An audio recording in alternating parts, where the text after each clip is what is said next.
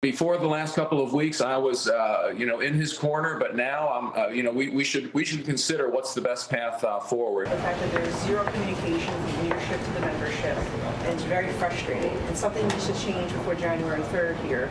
We need a clear understanding of how we're going to do things next session, because what's happening right now is completely unacceptable. Are you saying you'll support Mike Johnson, or you're not supporting Mike Johnson? Do you have somebody else in mind that you want to see as speaker? I think it's good to mix it up and let them know we are not happy with the job they're doing. Lawmakers saying that they are not committed to Speaker Mike Johnson after infighting broke out among Republicans over a spending bill to prevent a government shutdown. The GOP has a razor-thin margin in the House, putting Mike Johnson's speakership role in jeopardy and threatening Republicans' ability to advance Trump's agenda. So joining me now is Tennessee Congressman Tim Burchett. So, Congressman, you said the next House Speaker will likely be one that President-elect Trump likes. Where do you come down on House Speaker Mike Johnson? Well, I get along with Speaker Johnson very well. It's a tough job, 435 members and at least that many egos.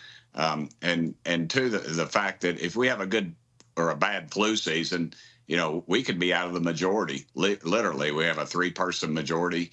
And it's these razor thin margin. That's why it's so important that we have good leadership that's beneath the speaker, like our whip, for instance, Tom Emmert and Guy Riesenthaler. They do a great job, as Steve Scalise did before them.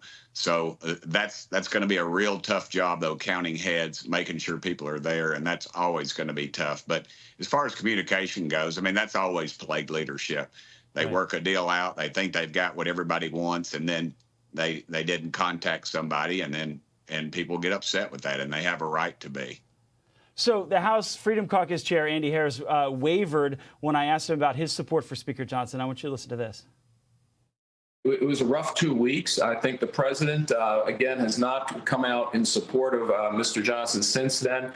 I think the president realized that if he's going to get his agenda through a very narrow majority in the House, he's going to need strong leadership at the top, and I think he's evaluating whether that exists. Before the last couple of weeks, I was, in his corner, but now, we should consider what's the best path forward. And again, we reconvene on January 3rd. We obviously have a lot of important things to do in January.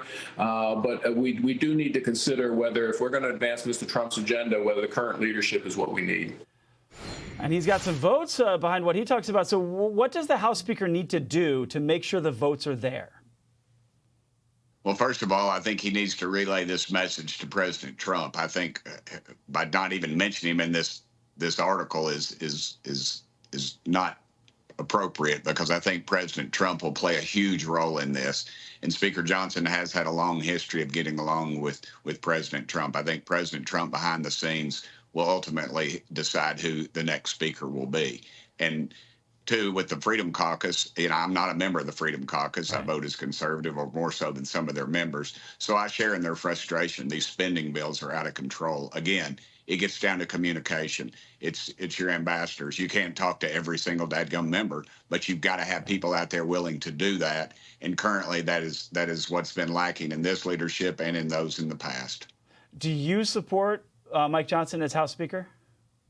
Currently, he's the only person running, so yes, I do. But it's going to be ultimately up to Mike. If he doesn't think he's got the votes, I think he'll pull out. And we'll see somebody like a Jim Jordan or somebody else, or Tom Emmert, or Steve Scalise, or Byron Donalds, or anybody along that. And I know as people have said, Elon Musk, you can give it to somebody, or appoint somebody who's not elected, but that remains to be seen of that. So I think there'll be a lot of wild cards in that, and I think it'll be a heated discussion, and I'm sure you can follow play by play, because they always get leaked out to you all in the media.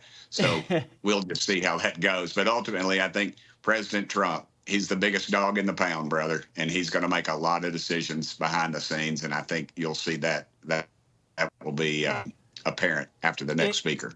In the last 30 seconds that we have, do you think this chaos that's playing out almost in slow motion right now on this one, and what we saw trying to get the CR passed, do you think that hurts the Republicans going forward to pass Trump's agenda?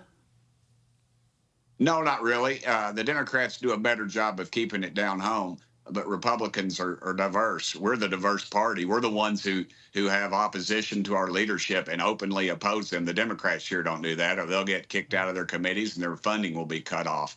Look, you know, you can say all you want to about Speaker Johnson, but he doesn't cheat on his wife and he hasn't lied to me. So he's a very decent soul. We'll just see if that works out to him being reappointed as Speaker or not. But ultimately, I think President Trump will have the most say-so in this thing. Thank you, Representative Burchett from the great state of Tennessee. I appreciate it.